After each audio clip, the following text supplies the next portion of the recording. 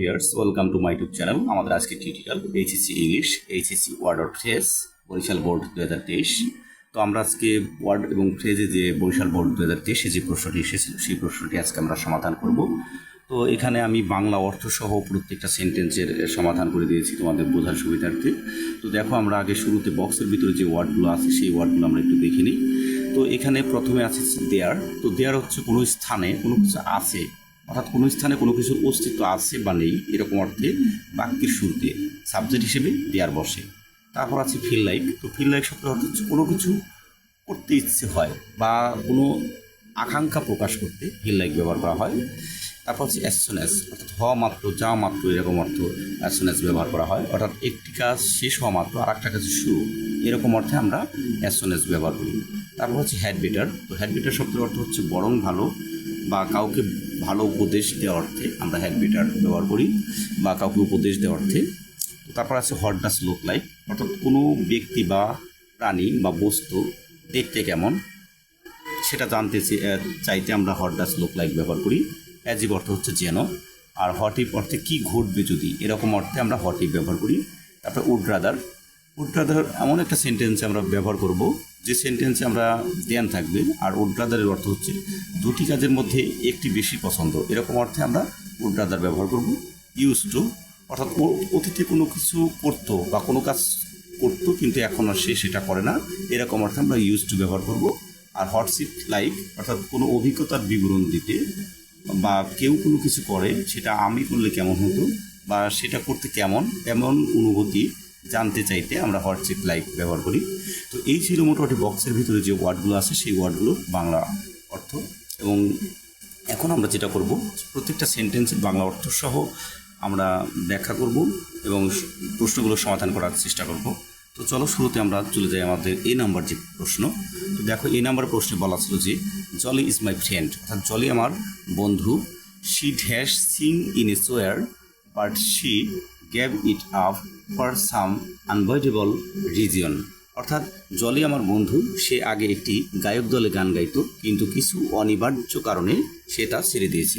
দেখো, এখানে আমরা সঠিক উত্তর হবে আমাদের ইউজ টু। দেখো, এই যে আমাকে এখানে লিখে দিয়েছি, সঠিক উত্তর হচ্ছে ইউজ টু।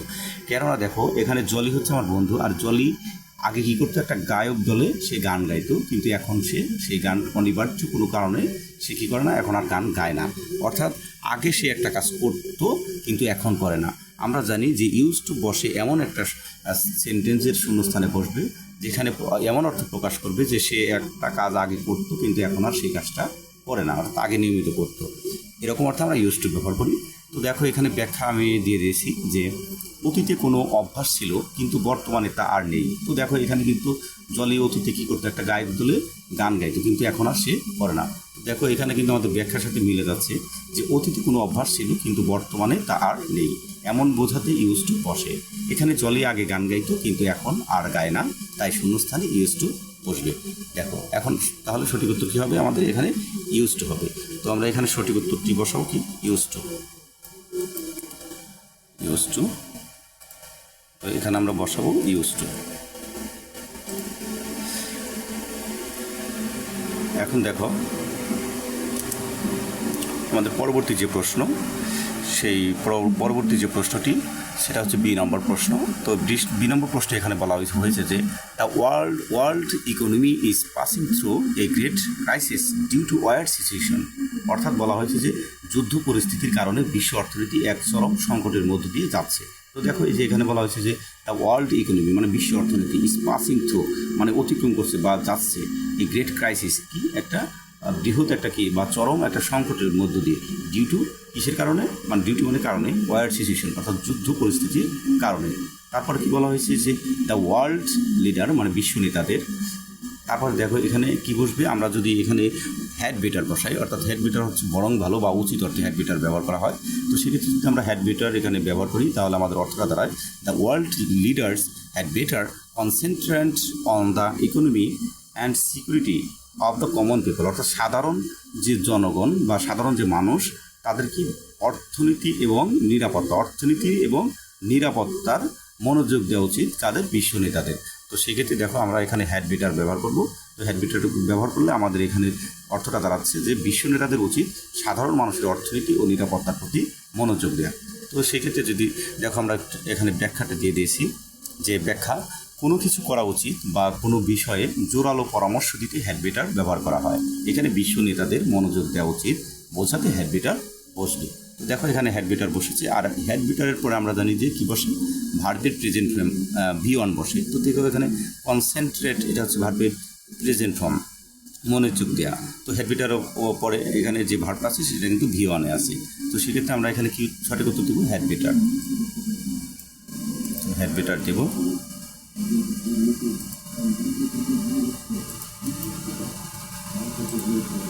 Had better. তো আমার তারপর পরবর্তী যে প্রশ্নটি, সেই পরবর্তী প্রশ্নটি হচ্ছে 6 নাম্বার প্রশ্ন। তো এখানে বলা হয়েছে যে we went to John office yesterday, অর্থাৎ আমরা গতকাল জনের অফিসে গিয়েছিলাম। হি বিহেভ, সে এমন আচরণ করেছিল, dash he had not known us, যেন সে আমাদের চেনেই না। তো এখানে আমরা অ্যাজিভ ব্যবহার করব, কারণ অ্যাজিভের অর্থ হচ্ছে যেন, আর অ্যাজিভের একটা স্ট্রাকচার আছে। অ্যাজিভের আগে যদি পাস্ট ইনডিফিনিট টেন্স থাকে তাহলে পরবর্তী অংশ পাস্ট পারফেক্ট টেন্সে কমপ্লিট করতে হয়। তো দেখো এখানে পাস্ট অ্যাজিভ যদি বসাই, তো অ্যাজিভের আগের অংশ আমাদের হচ্ছে পাস্ট ইনডিফিনিট টেন্স এবং পরবর্তী অংশ হচ্ছে পাস্ট পারফেক্ট টেন্স। তো সেক্ষেত্রে আমাদের অর্থটা দাঁড়ায় যে সে এমন আচরণ করেছিল যেন সে আমাদের চেনেই না, অর্থাৎ এখানে আমরা অ্যাজিভ ব্যবহার করব। তো দেখো এখানে অ্যাজিভের যে ব্যাখ্যা বা রোলস সেটা এখানে বলা আছে যে যেন বোঝাতে অ্যাজিভ বা অ্যাজ দো বসে। নিয়ম অনুযায়ী অ্যাজিভের আগের অংশ পাস্ট ইনডিফিনিট হলে পরের অংশ পাস্ট পারফেক্ট টেন্সে হতে হবে। তো সেক্ষেত্রে এখানে অ্যাজিভ বসেছে, তো এখানে আমরা সঠিক উত্তর দেবো, তাহলে কি অ্যাজিভ। তো দেখো এখানে অ্যাজিভ হবে, আর অ্যাজিভ অথবা যদি এখানে দো থাকতো, অ্যাজ দো থাকতো, সেক্ষেত্রে আমরা অ্যাজ দো ব্যবহার করতে পারতাম। তো যেহেতু এখানে অ্যাজিভ আছে, তো সেক্ষেত্রে আমরা এখানে অ্যাজিভ ব্যবহার করব। তার পরবর্তী যে প্রশ্নটি সেটি হচ্ছে 3 নম্বর প্রশ্ন। তো এখানে বলা আছে যে ঠ্যাস। তো দেখো এখানে দুটি শূন্যস্থান আছে, ঠ্যাস এ ডাইনোসর, ঠ্যাস তারপর শেষে কোশ্চেন মার্ক আছে। যদি কোথাও বাক্যে দুটি শূন্যস্থান থাকে এবং শেষে কোশ্চেন মার্ক থাকে, এবং সেক্ষেত্রে যদি বোঝায় যে কোনো প্রাণী বা কোনো বস্তু দেখতে কেমন, এরকম অর্থ প্রকাশ করে, সেক্ষেত্রে আমরা হোয়াট ডাজ লুক লাইক ব্যবহার করব। তো দেখো এখানে আমরা যেহেতু দুটি শূন্যস্থান আছে এবং শেষে কোশ্চেন মার্ক আছে, তো সেক্ষেত্রে এখানে আমরা ব্যবহার করব হোয়াট ডাজ লুক লাইক, অর্থাৎ প্রথম শূন্যস্থানে হোয়াট ডাজ এবং পরবর্তী শূন্যস্থানে লুক লাইক ব্যবহার করব। তো তাহলে অর্থটা দাঁড়াবে যে একটি ডাইনোসর দেখতে কেমন, তুমি কি কখনো, হ্যাভ ইউ, এখানে বলা আছে যে have you ever seen it, তুমি কি কখনো এটি দেখেছো। তো সেক্ষেত্রে আমরা এখানে ব্যবহার করবো যে হোয়াট ডাজ লুক লাইক। তো দেখো এখানে বাংলা অর্থ বা ব্যাখ্যাও দেওয়া হয়েছে যে কোনো ব্যক্তি বা বস্তু দেখতে কেমন তা জিজ্ঞাসা করতে হোয়াট ডাজ লুক লাইক বসে। বাক্যের শেষে প্রশ্নবোধক চিহ্ন থাকে। তো দেখো এখানে বাক্যের শেষে কিন্তু আমাদের প্রশ্নবোধক চিহ্ন আছে, তো সেক্ষেত্রে আমরা হোয়াট ডাজ ব্যবহার করব। এবং দুটি শূন্যস্থান থাকে, তো এখানে কিন্তু দুটি শূন্যস্থান আছে। তারপরে বলা হয়েছে যার প্রথমটিতে হোয়াট ডাজ এবং পরটিতে লুক লাইক বসে। মনে রাখার ট্রিক্স, ডাইনোসরের পর ভার্বের বেস ফর্ম লুক বসেছে, অর্থাৎ দেখো এখানে যে ডাইনোসরের পরে যে লুক লাইক সেটা কিন্তু ভার্বের প্রেজেন্ট ফর্মে আছে, এই যে লুক লাইক। তো এটাই হচ্ছে আসলে হোয়াট ডাজ লুক লাইকের নিয়ম। তো সেক্ষেত্রে আমরা প্রথম সেন্টেন্স অর্থাৎ প্রথম যে শূন্যস্থান সেখানে আমরা ব্যবহার করবো হচ্ছে হোয়াট ডাজ এবং পরবর্তী যে গ্যাপ সেখানে ব্যবহার করব লুক লাইক।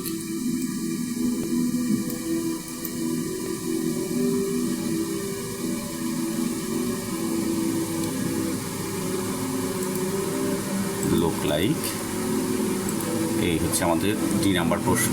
তো তোমরা যদি বুঝে পড়ো, আসলে প্রত্যেকটা ওয়ার্ড বা ফ্রেজ যে কোনো বোর্ডে আসো তোমরা কিন্তু দিতে পারবে।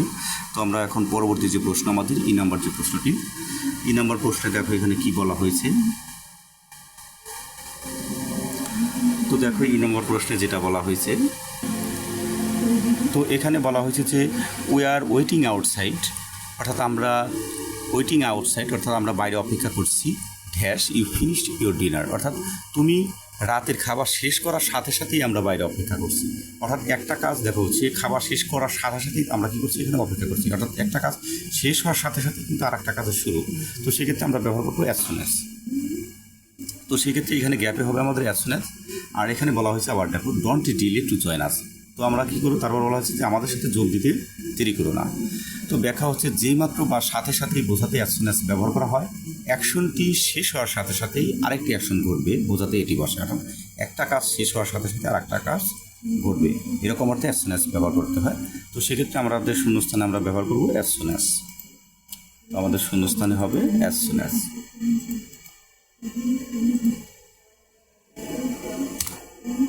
তো আমাদের পরবর্তী যে প্রশ্নটি 1 নম্বর প্রশ্ন, এখানে বলা হয়েছে যে he is so honest that, অর্থাৎ সে এতটাই সৎ যে he dash die then sit, অর্থাৎ সে কী করবে, যে সে প্রতারণা করার চেয়ে মারা যাওয়াকে শ্রেয় মনে করে। অর্থাৎ এখানে দেখো দেন আছে, তো আমরা জানি দেন যুক্ত সেন্টেন্সে উড রাদার বসে, আর দুটি কাজের মধ্যে একটি বেশি পছন্দ এরকম অর্থেও উড রাদার বসে। তো দেখো এখানে সে প্রতারণা করবে না, অর্থাৎ সে মারা যাবে তবু প্রতারণা করবে না, অর্থাৎ দুটি কাজের মধ্যে তার একটি বেশি পছন্দ, সেক্ষেত্রে আমরা এখানে উড রাদার বসাতে পারি। তো দেখো এখানে বাংলা অর্থ আমরা ব্যাখ্যা করে দিয়েছি যে সে এতটাই সৎ যে সে প্রতারণা করার চেয়ে মারা যাওয়াকে শ্রেয় মনে করে। অর্থাৎ দুটি কাজের মধ্যে একটি বেশি পছন্দ করা বা তবুও ভালো কিন্তু বোঝাতে উড রাদার বসে। বাক্যে দেন থাকলে সাধারণত শূন্যস্থানে উড রাদার বসে। তো সেক্ষেত্রে আমরা এখানে উড রাদার ব্যবহার করব।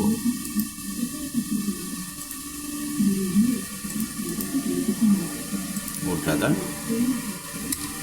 তোমাদের পরবর্তী যে প্রশ্ন, জি নাম্বার প্রশ্ন, তো এখানে জি নাম্বার প্রশ্নে বলা হয়েছে যে dash the ice had cracked, তারপরে দেখো এখানে বলা আছে you would have disappeared into the icy water, অর্থাৎ অর্থ কি হতো যদি বরফটি ফেটে যেত, তুমি বরফ শীতল পানির নিচে হারিয়ে যেতে।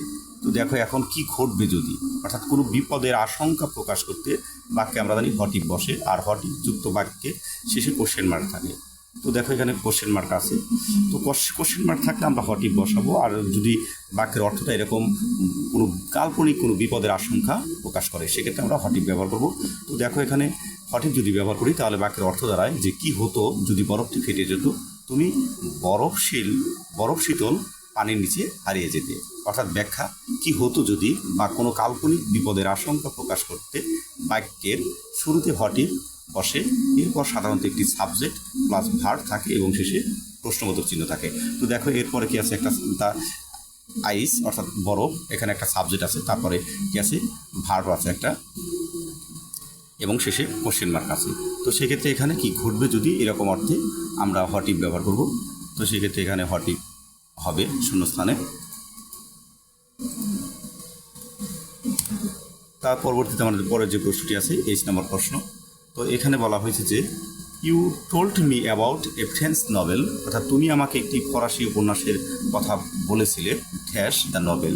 তো দেখো এখানে কিন্তু দুটি শূন্যস্থান অর্থাৎ এবং শেষে কোশ্চেন মার্ক। তো দুটি শূন্যস্থান যদি থাকে এবং কোনো কিছুর অভিজ্ঞতা বা অনুভূতি প্রকাশ করতে আমরা জানি যে হোয়াটস ইট লাইক বসে।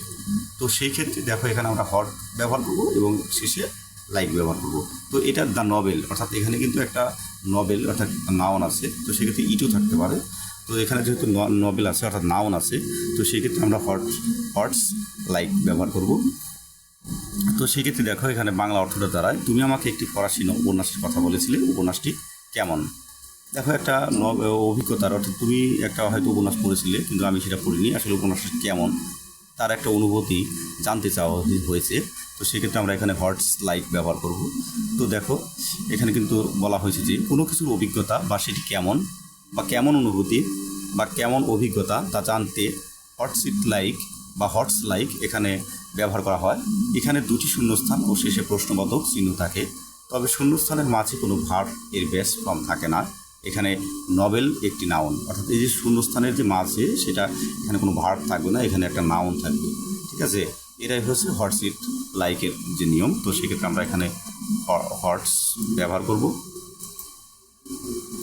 এখানে হটস ব্যবহার করব আর শেষে লাইক।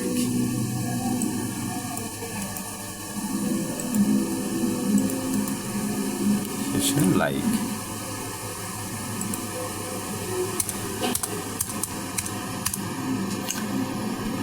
তোমাদের পরবর্তী যে প্রশ্ন 9 নম্বর প্রশ্ন, তো এখানে বলা হয়েছে যে আই এম ভেরি থার্স্টি, আমার খুব তৃষ্ণা পেয়েছে।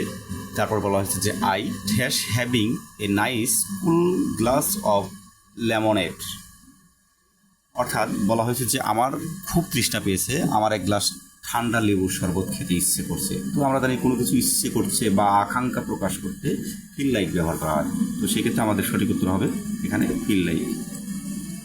সঠিক উত্তর হবে ফিল লাইক।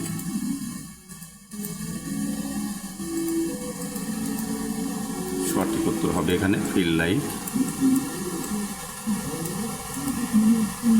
Feel like. তো দেখো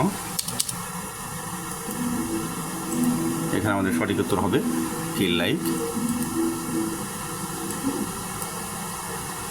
সঠিক উত্তর হবে ফিল লাইক।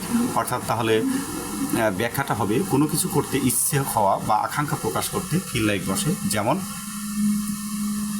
মনে রাখবে ফিল লাইকের পর সবসময় ভার্ব প্লাস আইএনজি বসে। অর্থাৎ দেখো এখানে কিন্তু ভার্বের পরে ফিল লাইকের পরে যে ভার্ব আছে অর্থাৎ হ্যাভ ভার্ব আছে, তো হ্যাভ ভার্বের সাথে আইএনজি যুক্ত হয়েছে। তো সেক্ষেত্রে আমাদের এখানে পছন্দ করা বা আকাঙ্ক্ষা বা ইচ্ছে প্রকাশ করা, সেক্ষেত্রে আমাদের আমরা ফিল লাইক ব্যবহার করেছি। তো আমাদের এই ছিল আই নাম্বার প্রশ্ন। তো আমাদের সর্বশেষ যে প্রশ্নটি আছে সেটি হচ্ছে যে নাম্বার প্রশ্ন।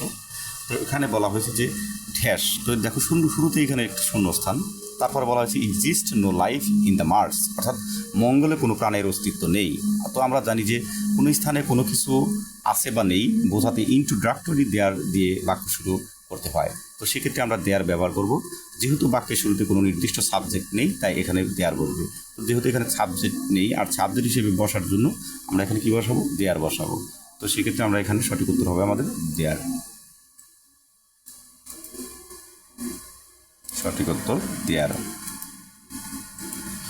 তো আমরা সঠিক উত্তর দেয়ার বসাবো। এখন দেখো আরেকটা রুলস আমি এখানে দিয়েছি যে ইন্ট্রোডাক্টরি দেয়ার ও ইট, অর্থাৎ প্রারম্ভিক। তো এটা এই কোশ্চেনটা আসলে প্রত্যেকটা বোর্ডে আসে, এটা 99% একটু কমন একটা কোশ্চেন। তো সহজ নিয়ম, কোনো কিছুর অস্তিত্ব বোঝালে দেয়ার, এবং কোনো কিছুর অস্তিত্ব যদি বোঝায় সেক্ষেত্রে আমরা দেয়ার বসাবো, এবং সময় বা আবহাওয়ার ক্ষেত্রে ইট বসে। তো দেখো এখানে যেহেতু অস্তিত্ব বোঝাচ্ছে বা নেই, সেক্ষেত্রে আমরা এখানে দেয়ার বসাবো। তো এই ছিল আমাদের আজকের টিউটোরিয়াল। তো আমার পরবর্তী প্রত্যেকটি ভিডিও পেতে অবশ্যই চ্যানেলটিকে সাবস্ক্রাইব করবে এবং সাথে থাকা বেল আইকনটি বাজিয়ে দেবে। ধন্যবাদ সকলকে।